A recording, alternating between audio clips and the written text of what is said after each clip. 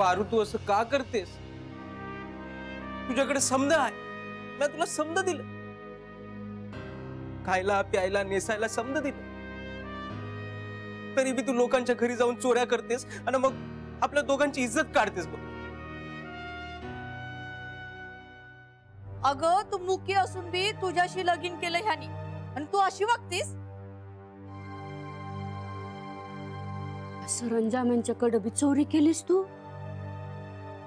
तुझा एखादा दादला असता ना तर तो तुला केव्हाच सोडून गेला असता,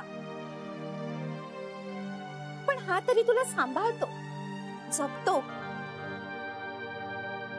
अजूनही विचार कर, नाहीतर शेवटचं तुझ्या नशिबाची तू. चला ग.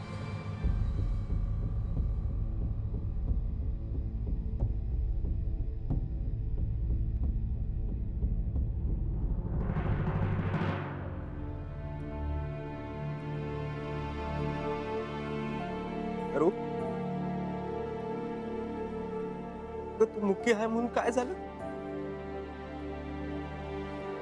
माझं तुझ्यावर प्रेम आहे म्हणून मी तुझ्याशी लग्न केलं.